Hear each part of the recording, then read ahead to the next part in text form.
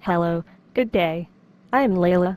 My name is Zolan, a PhD student in Negros Oriental State University, Philippines. Today we will be talking about performance management. In this video, we will be talking about performance management system, performance appraisal, the approaches of performance appraisal, 360-degree appraisal, rater errors, and feedback process in performance management. First of all, let's define what is performance management about and its overall goal. Performance management is a process by which managers and employees work together to plan, monitor and review an employee's work objectives and overall contribution to the organization.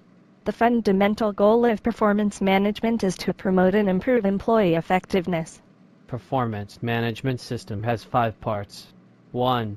Planning. This refers to the setting performance expectations and goals for individuals or group of individuals to channel their efforts toward achieving organizational objectives. 2. Monitoring means consistently measuring performance and providing ongoing feedback to employees on their progress toward reaching their goals. 3. Developing provides an excellent opportunity to identify training and developmental needs. 4. Rating summarizes employee performance over a certain period. Rating means evaluating employees against standards and their performance plan and assigning a summary rating of record. 5. Rewarding recognizes employees for their performance and acknowledges their contributions to the organization's strategic objectives. Example: award of distinction, achievers award, and other forms of monetary incentives. The 5 component processes, working together and supporting each other, achieve natural, effective performance management. What about the purposes of performance management system? There are 3 purposes of performance management. 1. Strategic. Link employee activities with the organization's goals. 2. Administrative. Administrative decisions like salary, pay raises, promotions, retention, terminations, layoffs. 3. Developmental. Develop employees who are effective at their jobs. To develop people with potential or overcome their shortcomings. Now can you explain our audience about performance appraisal? Performance appraisal is a method by which the job performance of an employee is evaluated, generally in terms of quality, quantity, cost, and time. It is the rating part of the performance management system. Performance appraisal has twofold purposes: evaluation and feedback. When used for evaluation, it provides the basis for personnel actions such as promotion, demotion, transfer, termination, and salary increases. As a feedback mechanism, the document focuses on the development of the employee, including the identification of coaching and training needs. There are some controversies surrounding performance appraisal. Yes, many appraisers feel uncomfortable with the combined role of judge and executioner. Appraisers often know the appraised well, and are in daily contact with them in a direct superior-subordinate relationship. Giving an appraisal that has direct effect on the subordinate is not getting a merit increase or a promotion can result resentment, enmity, leading to workplace disruption, soured relationships, and possible productivity decline. So Layla, can you tell us the basic requisites of a good performance appraisal? A good performance appraisal needs 1. Clarify purpose of the job duties, and responsibilities. 2. Define performance goals with measurable outcomes. 3. The priority of each job responsibility in goal. 4. Define performance standards for each goal set. There are approaches to measuring performance. The most common approaches in measuring performance are the comparative approach, the attribute approach, the behavioral approach, the results approach, and the quality approach. Layla, can you explain about each of these approaches? Sure. The comparative approach to performance measurement requires the rater to compare an individual's performance with that of the others. This approach usually uses some overall assessment of an individual performance or worth, and seeks to develop some ranking of the individuals within a work group. There are 3 kinds of comparative approach: ranking, forced distribution, and paired comparison. Ranking has 2 ways. Simple ranking: the employer ranks everyone from the highest performer or the poorest performer or best to worst. And the alternative ranking: rater picks first the best employee, then keeps him.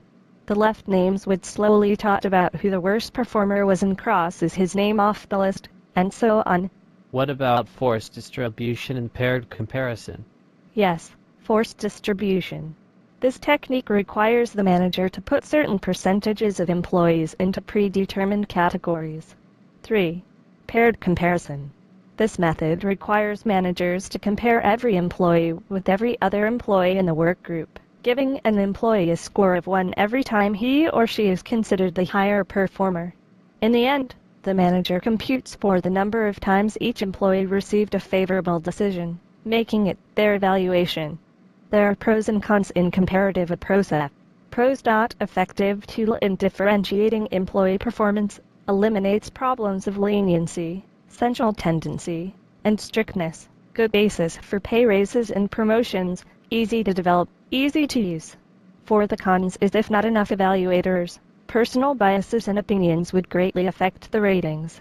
Lack for specificity for feedback purposes, as employees aren't aware of what they should improve on for their ranking individually. Now let's talk about the second approach, which is the attribute approach.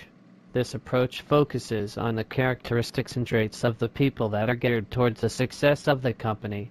The techniques that use this approach define a set of traits such as initiative, leadership, maturity, competitiveness, interpersonal skills, creativity, problem solving, communication, and evaluate individuals on them.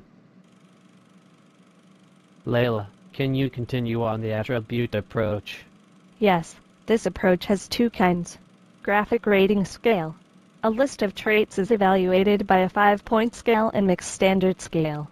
It defines relevant performance standards dimensions, and then develops statements representing good, average, and poor performance along each dimension, then mixed with the statements from other dimensions on the actual rating instrument.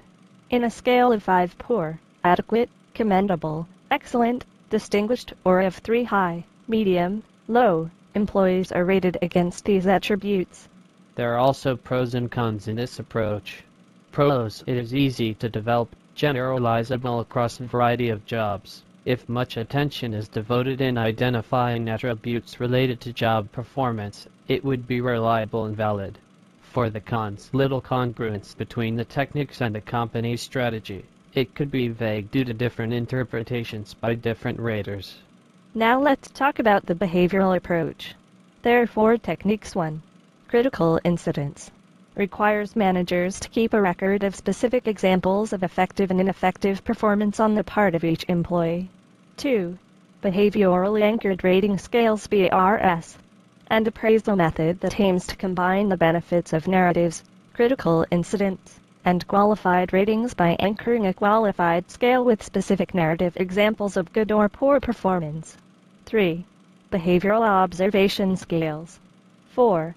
Organizational behavior modification. Entails managing the behavior of employees through a formal system of behavioral feedback and reinforcement. Now let's talk about the result approach. This approach has 2 kinds. 1. Management by objectives (MBO). It is a process of agreeing upon objectives within an organization so that management and employees agree to the objectives and understand what they are in the organization. 2. Productivity measurement and evaluation system (PROMS). Its main goal is to motivate employees to higher levels of productivity. Is a required management tool in evaluating and monitoring performance of a business organization. PROMS consists of 4 steps. First, people in an organization identify the products, or set of activities or objectives, the organization expects to accomplish. Its productivity depends on how well it produces its products. Second, the staff defines indicators of the products. Indicators are measures of how well the products are being generated by the organization. Third, the staff establishes the contingencies between the amount of the indicators and level of evaluation associated with the amount. Fourth, a feedback system is developed that provides employees and work groups with information about their specific level of performance on each of the indicators. There are also pros and cons in this approach. The results approach minimizes subjectivity as it relies on objective, quantifiable indicators of performance. Also, it links employees' results with the company's strategies and goals. For the cons, employees may focus only on aspects of their performance that are measured, neglecting those that are not. Example: in a production employee targets a certain number of units to be produced, it might tend to neglect quality of the products produced, which equally important. Though results measures provide objective feedback, it may not help employees learn how to change their behavior to increase their performance. The quality approach anchored on customer satisfaction through an effective quality assurance system. Its aim is to ensure quality standards are maintained. Statistical process control techniques are important in the quality approach. Process flow analysis, cause and effect diagrams, Pareto chart, control chart, histogram, scattergram, etc. It emphasizes an assessment of both person and system factors in the measurement system. Emphasize that managers and employees work together to solve performance problems. Involve both internal and external customers in setting standards and measuring performance. Use multiple sources to evaluate person and system factors. Data sources such as managers, peers, subordinates, self, customers. Now let's talk about 360-degree appraisal. It is the system also known as multi-rater feedback, multi-source feedback, or multi-source assessment. Is feedback comes from all around an employee. 360 refers to the 360 degrees in a circle, with an individual figuratively in the center of the circle. Feedback is provided by subordinates, peers, and supervisors. It also includes a self-assessment and, in some cases, feedback from external sources such as customers and suppliers or other interested stakeholders. There are also pros and cons in 360-degree appraisal. The major advantage of this technique is that it offers the employee a glimpse of how others view his performance in various relationships critical to his job. It also allows a better chance to compare different perspectives in the evaluation process. Biased evaluators, poor alignment with goals, and negative employee feelings are among cons of this approach. Now let's talk about rater errors in performance appraisal. There are 7 common rater errors such as contrast effect, first impression, halo effect, similar to me, distributional, negative and positive tendency, and recency. Mr. Zahlen, can you explain each of them? Sure. Contrast effects is the tendency for a rater to evaluate a person relative to other individuals rather than on the extent to which the individual is fulfilling the requirements of the job. First impression is the tendency of a rater to make an initial favorable or unfavorable judgment about an employee that is not justified by the employee's subsequent behavior.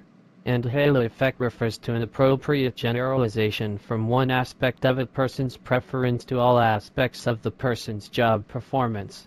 Similar to me is a tendency for people to be judged more favorably who are similar, rather than dissimilar to the rater in attitudes and background, even if the latter are not job-related. Distributional refers to raters' tendency to use only one part of the rating scale. Leniency occurs when a rater assigns high lenient rating to all employees. Strictness occurs when a manager gives low ratings to all employees, that is, when a manager holds all employees to unreasonably high standards. Central occurs when a manager rates all employees in the middle of the scale. Negative and positive tendency refers to consistently rating people at the low or high end of the scale. Recency is the tendency to rate people based upon the most recent performance instead of on the entire rating period. This usually occurs because the supervisor has no documented history of performance of the employee. Now, lastly but not the least, let's talk about the performance feedback process. A fair and fact-based collaborative model for feedback session is the best way to lower the pain and improve the gain from a challenging but important part of a manager's role. 1. Frequent feedback is better than yearly feedback, and assessment should be ongoing. 2. Establish a comfortable, private setting and rapport. 3. Ask the employee to rate his performance before the session. 4.